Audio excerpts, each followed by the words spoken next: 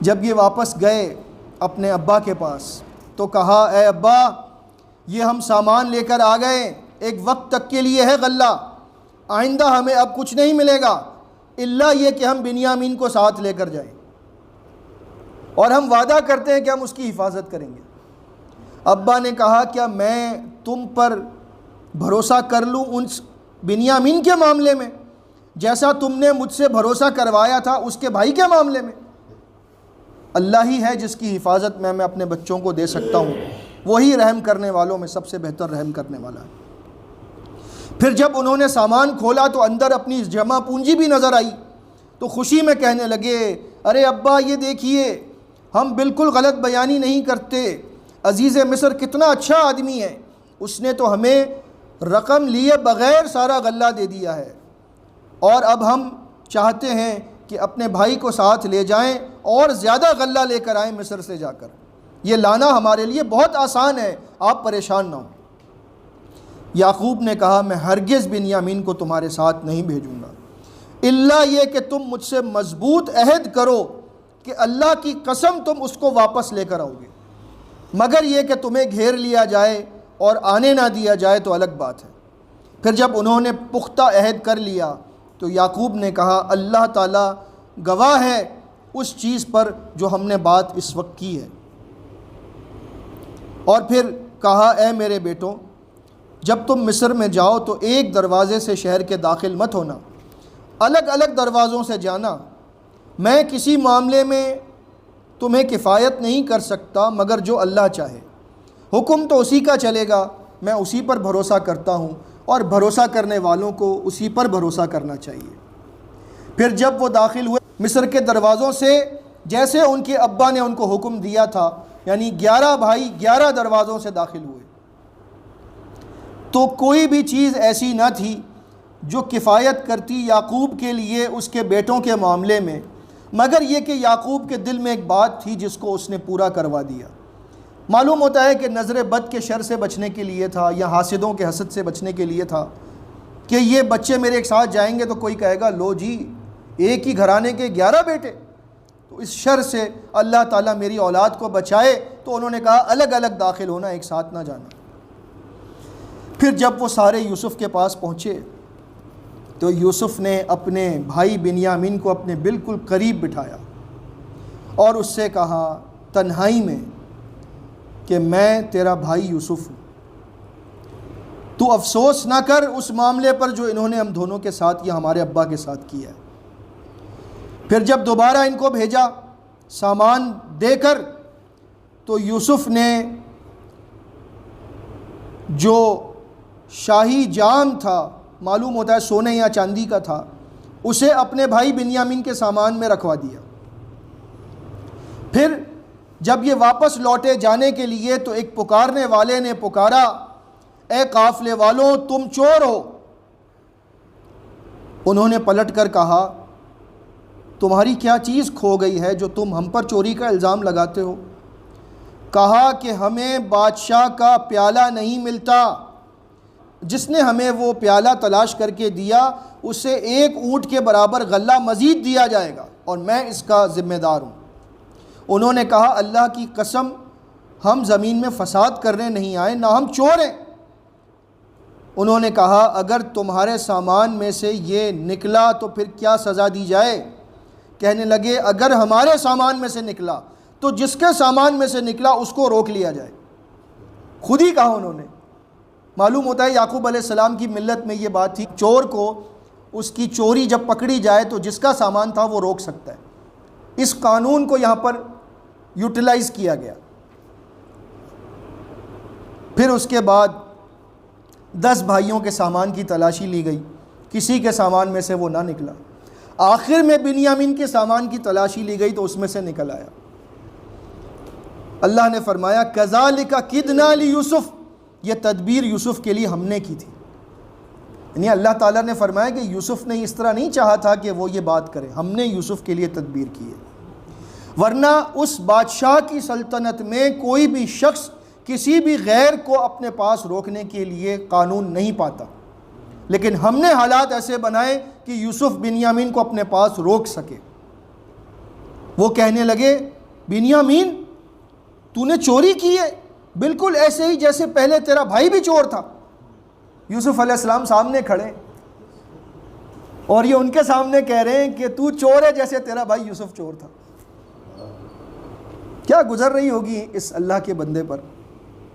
سبق ہمارے لیے کیا ہے؟ لوگ بہت ساری باتیں کہیں گے زندگی میں، برداشت کرنا سیکھیں، ہر بات پر ریئیکٹ نہ کریں، تحمل سے سنیں، ٹھیک ہے وقت آئے گا جواب ملے گا۔ یوسف نے اس بات کو اپنے دل میں چھپایا، بالکل بھی اس کا اظہار نہیں کیا، بس صرف اتنا کہا تمہاری باتوں سے لگتا ہے تم بہت برے لوگ ہو، اللہ ہی جانتا ہے جو کچھ تم کہہ رہے ہو کہ یہ چور ہے، اس کا بھائی چور تھا، تم کیا باتیں کر رہے ہو۔ انہوں نے کہا اے عزیز اس کے والد بہت بوڑھے ہیں، وہ اب اس کے غم میں بیمار ہو جائیں گے، ہم 10 میں سے کسی اور کو روک لیجئے، اس کو نہ روکیے، ہم جانتے ہیں کہ آپ بہت اچھے انسان ہیں۔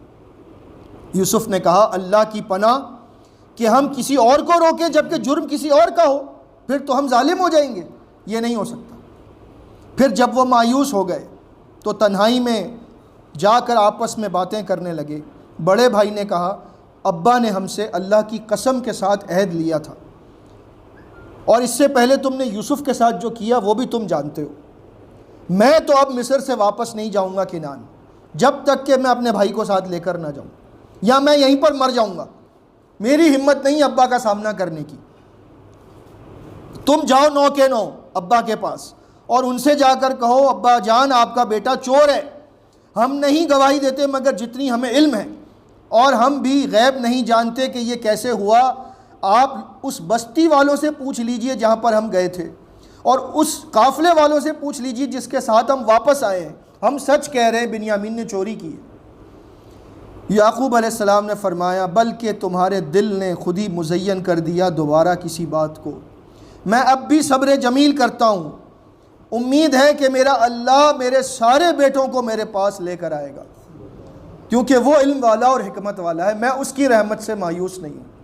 ایک بیٹا گیا، دوسرا بیٹا گیا، اور تیسرا خود ہی رک گیا کہ میں واپس نہیں جاتا، 3 بیٹے چلے گئے۔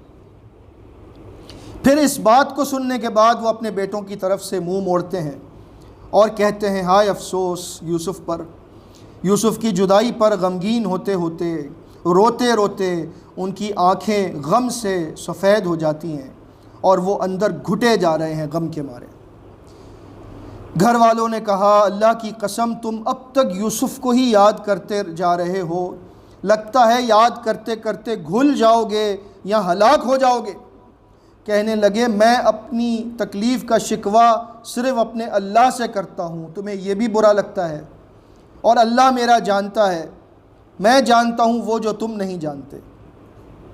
میرے بچوں اب تم سارے دوبارہ جاؤ اور جا کر تلاش کرو یوسف کو اور اس کے بھائی کے معاملے میں بھی، اور دیکھو اللہ کی رحمت سے نا امید نہ ہونا، اس کی رحمت سے نا امید نہیں ہوتے مگر وہ جو کافر ہوتے ہیں۔ پھر جب وہ گئے یوسف کے پاس، اور اب تک ان کے پاس جمع پونجی بھی ختم ہو چکی تھی، جا کر کہنے لگے روتے روتے اے عزیز مصر، ہمیں اور ہمارے گھر والوں کو بہت تکلیف پہنچی ہے، اب ہمارے پاس جمع پونجی بھی ختم ہو چکی، ہمارے پاس کچھ بھی نہیں کہ ہم رقم دے کر آپ سے غلہ مانگیں، آپ ہمیں اپنے پاس سے صدقہ و خیرات میں سے کچھ دے دیجیے۔ اپنے بھائی سے صدقہ مانگنے چلے گئے، معلوم تو نہیں بھائی ہے۔ اللہ تعالیٰ صدقہ دینے والوں کو بڑا بدلہ دیتا ہے۔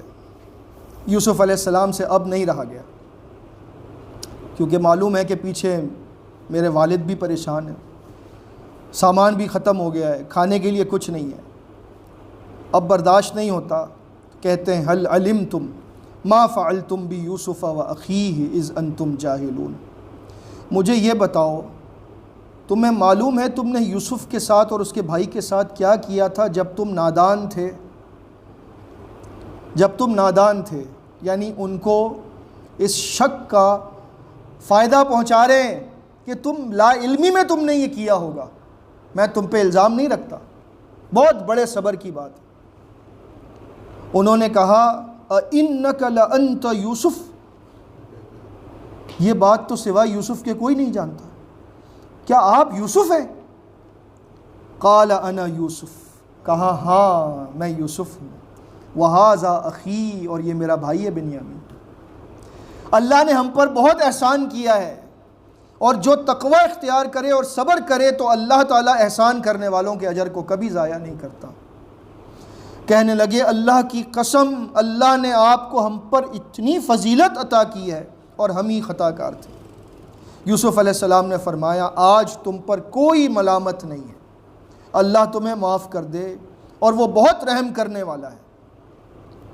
یہی جملہ نبی صلی اللہ علیہ وسلم نے فرمایا تھا، اور یہ بہت بڑا پیرالل ہے ان دونوں واقعات کے درمیان، کہ یوسف علیہ السلام کی جو باتیں ہیں وہ نبی علیہ السلام پر گزری ہیں، رشتہ داروں کا بدسلوکی کرنا، ظلم کرنا، انہیں کنویں میں ڈالا گیا، نبی علیہ السلام کو مکہ سے نکالا گیا، یوسف علیہ السلام کا حکومت پر فائز ہونا، نبی علیہ السلام کا مدینہ میں جا کر اسلامی ریاست کا ہیڈ آف اسٹیٹ بن جانا، اور اس کے بعد ان سب کا سرنڈر کرنا یوسف علیہ السلام کے بھائیوں کا، اور یہاں پر فتح مکہ کا ہونا، نبی علیہ السلام کا مکہ میں داخل ہونا، اور یہی اعلان کرنا جو یوسف علیہ السلام نے کیا تھا، لا تثریب علیکم اليوم، آج تم پر کوئی ملامت نہیں، میں نے تم سب کو معاف کیا۔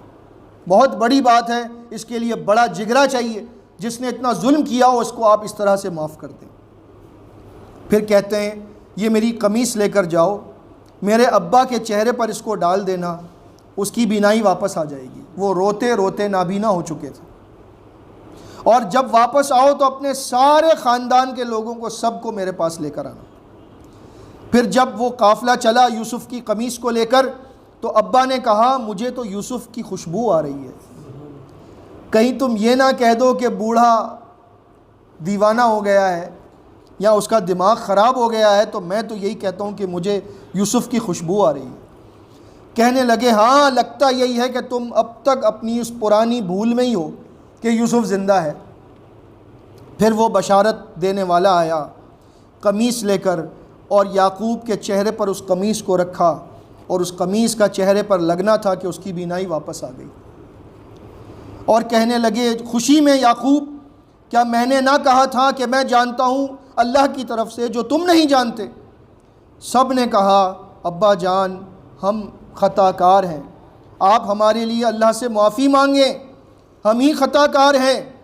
فرمایا ہاں میں ان قریب تم سب کے لیے استغفار کروں گا، میرا رب بخشنے والا رحم کرنے والا ہے۔ پھر وہ سب واپس مصر آئے۔ یوسف علیہ السلام نے اپنے والدین کو اپنے قریب کیا اور فرمایا آپ سب اللہ کے حکم سے، اللہ کی چاہت کے ساتھ مصر میں امن کے ساتھ داخل ہو جائیے، اور اب آپ یہیں پر رہیں گے۔ پھر یوسف نے بٹھایا اپنے ماں باپ کو تخت پر، اور پھر وہ دونوں اور وہ 11 بھائی یوسف کے سامنے سجدے میں گر پڑے۔ یہ سجدہ تعظیمی تھا، ان کی شریعت میں جائز تھا، اس کے بعد حرام مطلق بن گیا، اب کوئی سجدہ کسی انسان کو نہیں کر سکتا۔